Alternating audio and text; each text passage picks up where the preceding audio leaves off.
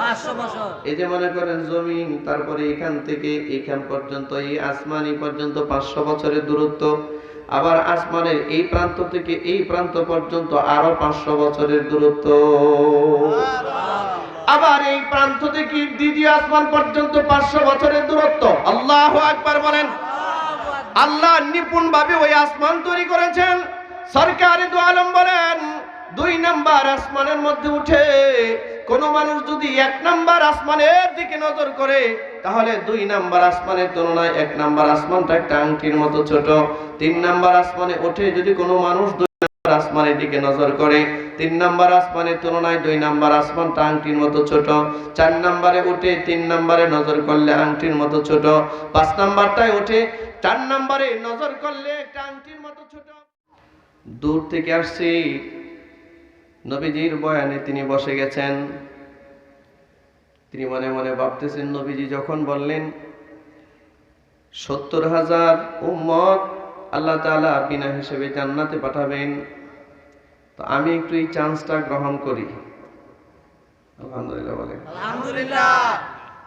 গ্রামের এক সাহাবী, তিনি দাঁড়ালেন, দাঁড়িয়ে নবীজির কাছে আবদার পেশ করলেন, ওগো আল্লাহর নবী, আপনি একটু আল্লাহর কাছে বলেন, সুপারিশ করেন, প্রার্থনা করেন, আমার আল্লাহ যেন আমাকে 70,000-এর ভিতরে শামিল রাখে। কারণ কি ইয়া রাসূলুল্লাহ? কারণ হলো আমার কোনো আমল নাই, এমন কোন নেক আমল আমি করি নাই, এমন জিন্দেগি আমার না যে আমি আমার মালিকের সামনে আমার জিন্দেগির পুঙ্খানুপুঙ্খ হিসাব দিয়ে আমি জান্নাতের আশা কশিনকালেও করতে পারি না। অতএব আপনি একটু বলে দিন, আল্লাহ যেন আমাকে 70,000-এর ভিতরে শামিল করে। আল্লাহর নবী দুআয় হাত উঠালেন, আল্লাহ আমার উকাশা, যেই সাহাবী দোয়া চাইলেন তার নাম উকাশা। আল্লাহ রসুল বললেন, আল্লাহ আমার উকাশার আমল নাই, সে 70,000-এর ভিতরে শামিল থাকতে চায়, আমি সুপারিশ করছি আমার উকাশাকে আপনি 70,000-এর ভিতরে শামিল রাখেন। আল্লাহ তাআলা জানালেন, নবী হাবিব আমার, আপনার দোয়া মঞ্জুর হয়ে গেছে, আপনি উকাশাকে জানিয়ে দেন 70,000-এর ভিতরে আমি তাকে শামিল করে নিয়েছি। শামিল করে নিয়েছি মানে হলো কি, বিনা হিসেবে জান্নাতের ফয়সালা হয়ে গেছে।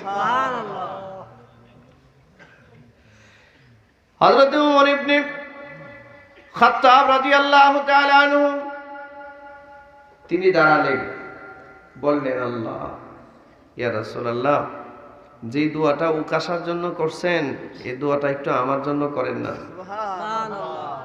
নবীজি বললেন, এটা একবারই হয়, চান্স ফেল হয়ে গেছে। যথাসময়ে, কথা বুঝতেছেন? জি। যথাসময়ে সঠিক কাজ, সঠিক কথা, সঠিক পদ্ধতিতে যদি কোনো মানুষ করতে পারে তাহলে সে সাকসেস হয়ে যায়। যেমন হযরত উকাশা সাকসেস হয়ে গেছে। সুবহানাল্লাহ। এই কারণে আমি বলছি বয়ানের শুরুতে যখন সুবহানাল্লাহ বলার প্রয়োজন বলে দিবেন সুবহানাল্লাহ। আস্তে বলবেন না, জোরে বলবেন। সকলে বলুন সুবহানাল্লাহ। আরো জোরে বলুন সুবহানাল্লাহ। আলহামদুলিল্লাহ, আল্লাহু আকবার। এই প্রশংসাগুলো করলাম কার? আল্লাহ। বলুন, এই প্রশংসাগুলো কার? আল্লাহ। এগুলো তো মুসলমানদের সম্পদ, এগুলো তো মুসলমানদের সম্পদ না। একজন হিন্দু ভাই কি কখনো বলবে সুবহানাল্লাহ? না। হ্যাঁ? একজন খ্রিস্টান কি কখনো বলবে আলহামদুলিল্লাহ? না। একজন ইহুদি কি কখনো বলবে আল্লাহু আকবার? না। এটা কি তার শব্দ? না। এটা আমরা বলবো। আমরা তিরমিজি শরীফের বর্ণনায় এসেছে, একজন মুমিন পুরুষ অথবা মুমিন নারী যদি সুবহানাল্লাহ সওয়াবের আশায় একবার বলে, একবার, কয়বার? একবার। আওয়াজ করলে হবে না, আওয়াজ করলে অনুরোধ করছি আপনাদের কাছে, একদম অনুরোধ। সাইড সাউন্ড হবে না, সাইড সাউন্ড করবেন না মেহেরবানি করে। ফোনগুলো বন্ধ করে দিতে পারি না আমরা কিছু সময়ের জন্য? ফোনটি বন্ধ করে দেন। শোনো, আমরা অনেক কিছু দেখি না, আমরা অনেক কিছু জানি না। আমাদের এই মজলিসটার চারপাশে অসংখ্য ফেরেশতারা আমাদেরকে ঘিরে ধরেছে, আমরা দেখি না।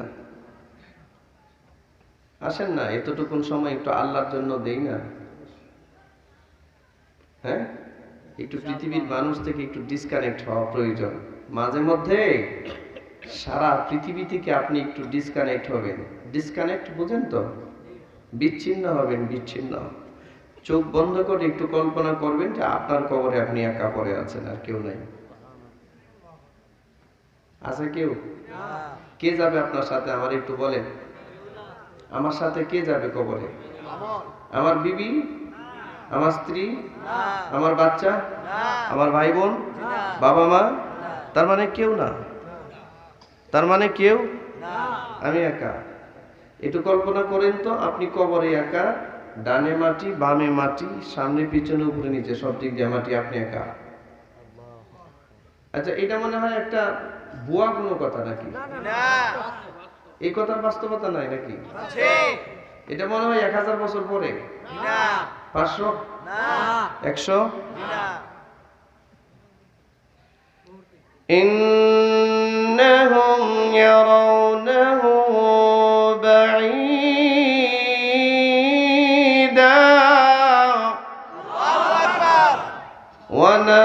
ونراه قريبا। আল্লাহ পাক বলেন, এ মানুষ, তুমি মনে করো তোমার মরণ অনেক দূরে, তাই না? আল্লাহ প্রশ্ন করছেন, إنهم يرونه بعيدا। মানুষ ভাবে তার মরণ বহু দূর। বাঈদ, বাঈদ, এটা তো মুরব্বীরা বুঝবেন। বাঈদ মানে দূর, দূর, দূর বোঝায়। মানুষ ভাবে তার মরণ মনে হয় বহু দূর। আল্লাহ বলেন, তুমি ভাবো তোমার মরণ বহু দূর, আর আমি দেখতেছি ওয়ানারাহু কারীবা, তোমার মরণ কারীব। মালাকুল মাউত আজরাইল তোমার পিছনে পিছনে ঘুরতেছে, সময় আসলে তোমাকে ধরবে। তার মানে একটা মানুষ যদি কল্পনা করে একবার, কোন দিন জানি আজরাইল আমার সাথে দেখা করবে, কখন জানি আমার দেহ থেকে প্রাণটাকে টেনে বের করে নিয়ে যাবে, আমরা জানি না। ঠিক না? জোরে বলেন। পৃথিবীর কেউ আর আমাকে আব্বু বলে ডাকবে না, আমাকে স্বামী বলে ডাকবে না, আমাকে ভাই বলে ডাকবে না, আমাকে বন্ধু বলে ডাকবে না, আমাকে একজন মাহফিলের মুফাসসির বলে আমাকে ডাকবে না। মানুষ যখন সংবাদ পাবি, হয়তো কেউ পড়বে ইন্না লিল্লাহি ওয়া ইন্না ইলাইহি রাজিউন। এটা জীবিত মানুষের একটা কাজ হবে। আর আশেপাশে যারা থাকবে এই মানুষগুলোর মধ্য থেকে কিছু কিছু মানুষ দৌড় শুরু করবে বাজারে দৌড়বে। এই কারণে তার কাফনের কাপড় কোথা থেকে আনা যায়, ঠিক কিনা জোরে বলেন? কারণ সব দোকানে কাফনের কাপড় রাখা হয় না। কাফনের জন্য একদল দৌড়াবে, একদল যাবে মসজিদের কোণায়। মসজিদের কোণার মধ্যে একটা বিদায়ী পালকি আছে, শেষ বিদায়ের পালকি। এই পালকি আনতে যাবে, কারণ শেষ গোসলটা দেওয়ার জন্য তাকে প্রস্তুত করা হবে, ঠিক কিনা জোরে বলেন? একদল যাবে সাবান আনার জন্য, একদল যাবে বাঁশ কাটার জন্য, ঝাড়ের মধ্যে বাঁশ কাটতে যাবে, ঠিক কিনা জোরে বলেন? আর কিছু মানুষ মাইকে এলান করবে, ঘোষণা করবে, অমুক দুনিয়াতে নাই, তার মানে অমুক দুনিয়াতে নাই। আশপাশে যারা আছে কিছু মানুষ আসবে জানাজায় শরীক হওয়ার জন্য, কিছু মানুষ ইন্না লিল্লাহি ওয়া ইন্না ইলাইহি বলে দায়িত্ব শেষ করবে, ঠিক কিনা জোরে বলেন? এই তো দুনিয়ার হিসাব, এই তো দুনিয়ার হিসাব, এই তো দুনিয়ার হিসাব। অথচ এই মানুষগুলো দুনিয়ার ভিতরে ব্যাঙের মতো লাফাইতেছে। এর লাফানো দেখে মনে হয় 1000 বছর মনে হয় বাঁচবে, ঠিক কিনা জোরে বলেন?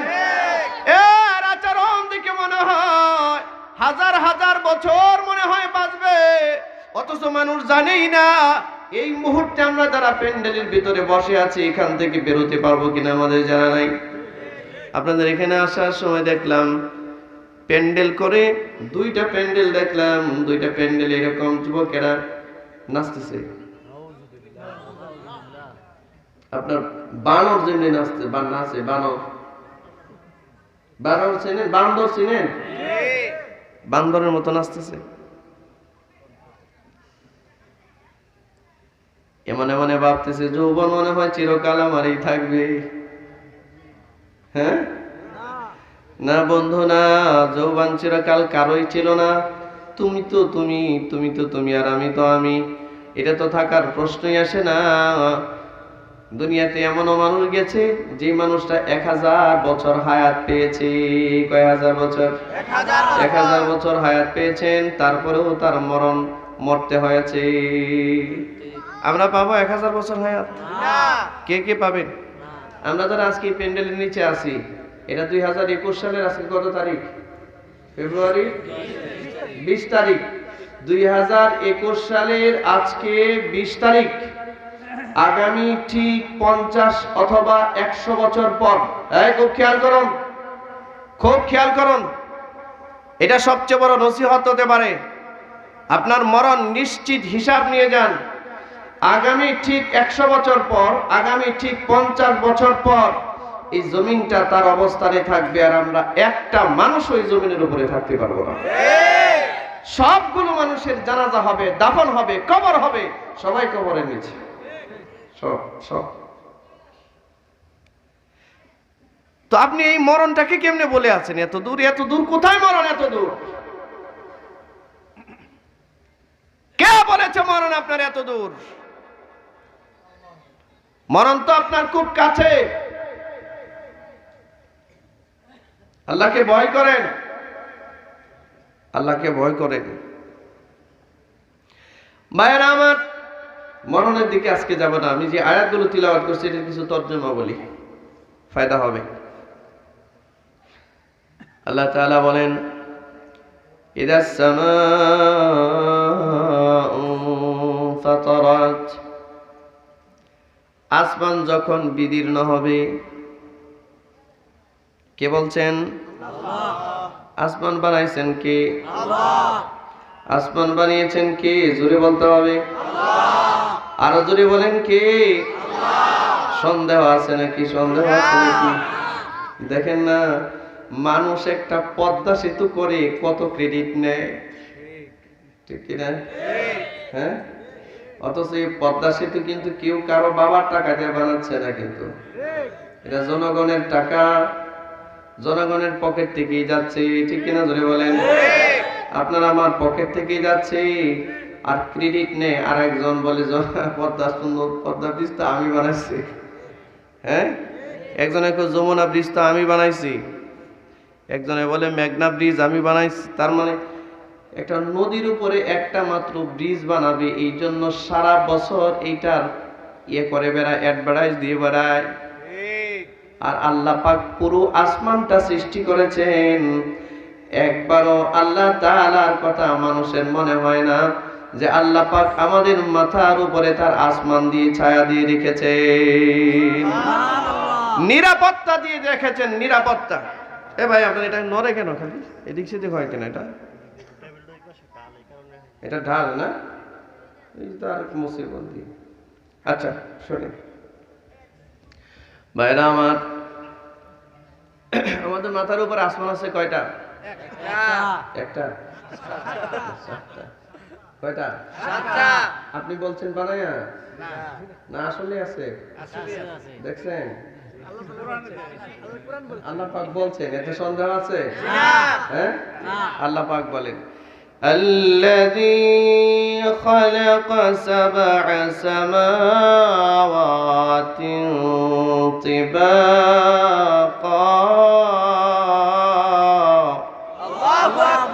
আল্লাহ বলেন জানেন আমি পর্যায়ক্রমে তোমার মাথার উপরে 7টা আসমান বানাইছি। সুবহানাল্লাহ। কে বানিয়েছেন? আল্লাহ। মুখটা নাড়াচাড়া করেন, একটু আল্লাহর নাম বলেন। আল্লাহ। নাম ডাকতে মন চায় না? না আল্লাহ রে, আল্লাহ বলতে মন চায় না। অনেকে মনে হয় যে আল্লাহর নাম নিলে গুনানি হয়। আবার একটা যুবক একটা দলের, এখন তো আমাদের দেশের সমস্যা হচ্ছে, আমি আজকে আসার সময় ড্রাইভারের সাথে কথা বলছিলাম, রাস্তাঘাটে চলাফেরা করলে যে পরিমাণ বিলবোর্ড দেখি নেতাদের, রিক্সাওয়ালাও নেতা। এখন আমাদের দেশে এখন কর্মী নাই, সব নেতা। ঠিক রে, ঠিক বললেও ঠিক, এটা না বললেও ঠিক। তার চেয়ে জোরে সুরে বলেন ঠিক কিনা?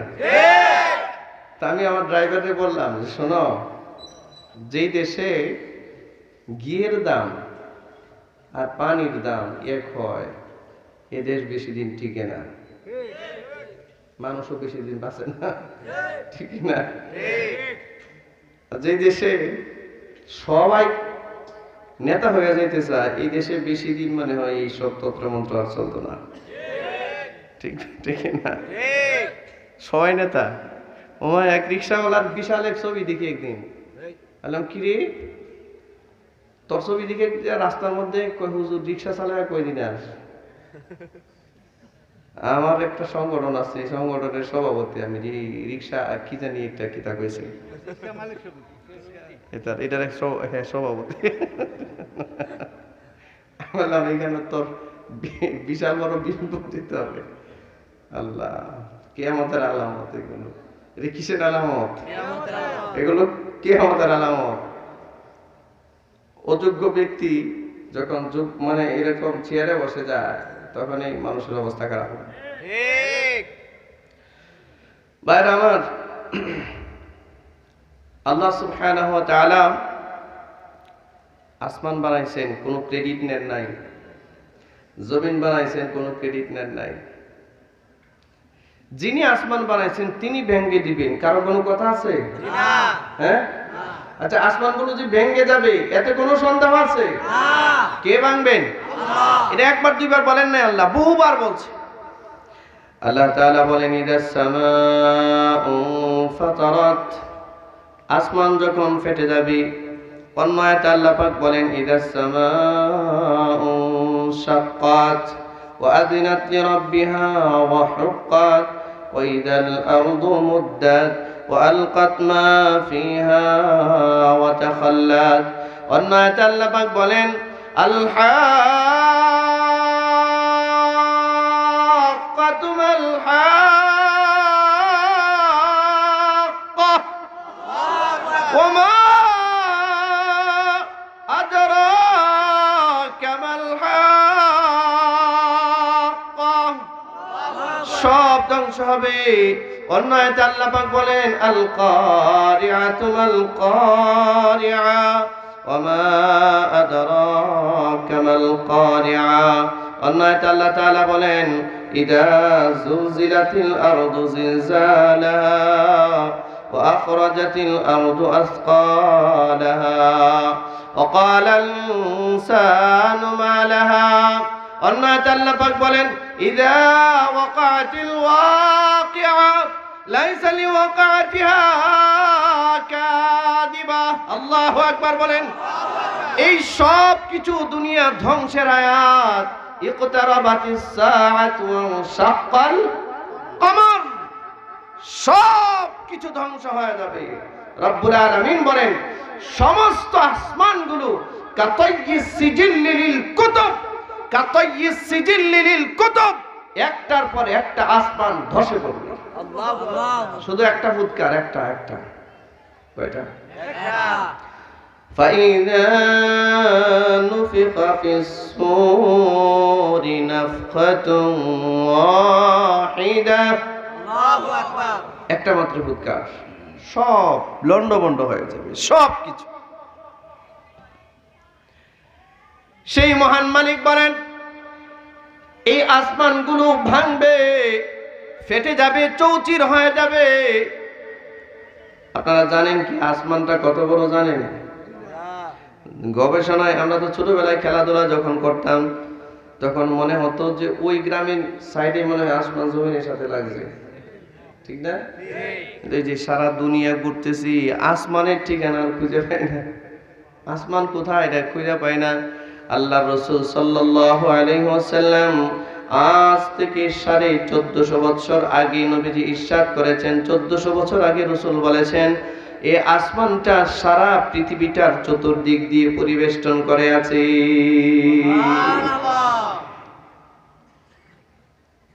এটা মেরাজের মাস না? এটা রজব মাস না? 26 তারিখ দিবাগত রাতে আল্লাহ রাসূলকে নবুয়তের 11তম বৎসরে আল্লাহ পাক তার কুদরতি ক্ষমতায় আরশ পর্যন্ত ডেকে নিয়েছে। সুবহানাল্লাহ। আরশ পর্যন্ত। এই মেরাজের রাতে আল্লাহর নবী স্বচক্ষে আসমান দেখেছেন। সুবহানাল্লাহ। সুবহানাল্লাহ। স্বচক্ষে 1 2 3 4 5 6 7 সিদরাতুল মুনতাহা, তারপরে আরো যত জগৎ আছে সব তিনি দেখেছেন। সরাসরি আল্লাহ পাকের সাথে মুকালামা হয়েছে, সুবহানাল্লাহ, কনসালটেন্সি হয়েছে, কথোপকথন হয়েছে আল্লাহ পাকের সাথে সরাসরি। মুহাম্মদুর রাসূলুল্লাহ সাল্লাল্লাহু আলাইহি ওয়াসাল্লাম বলেন, এই আসমানের তুলনায় জমিনটা হলো এতটাই ছোট। আমি যা দেখেছি, যা বুঝেছি তা তোমাদের সামনে বললাম।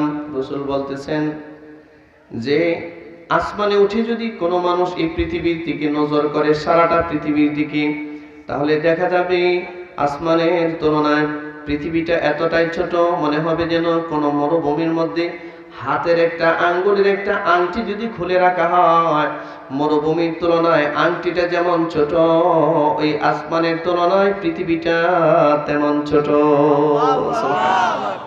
আচ্ছা, একটা মরুভূমি, যারা আরব দেশে জাজিরাতুল আরবে গিয়েছেন, দেখেছেন, সফর করেছেন, আমি গেছি, হজের সফরে গেছি, দেখছি মরুভূমিতে একটা আঙ্গুলের হাতের আংটি যদি পড়ে থাকে তাহলে এটা তো দেখাই যাবে না, ঠিকই না? কথা বলছেন না কেন? এটা তো দেখাই যাবে না। আল্লাহ রাসূল বলেন, এই প্রথম আসমানে উঠলে কেউ যদি জমিনের দিকে নজর করে তাহলে এই জমিনটা একটা আংটির মতো ছোট। সুবহানাল্লাহ। এই জমিন থেকে নিয়ে প্রথম আসমানের দূরত্ব হচ্ছে 500 বছরের। কয়শো বছর? 500 বছর। কয়শো বছর? 500 বছর। এই যে মনে করেন জমিন, তারপরে এখান থেকে এখান পর্যন্ত, এই আসমানি পর্যন্ত 500 বছরের দূরত্ব।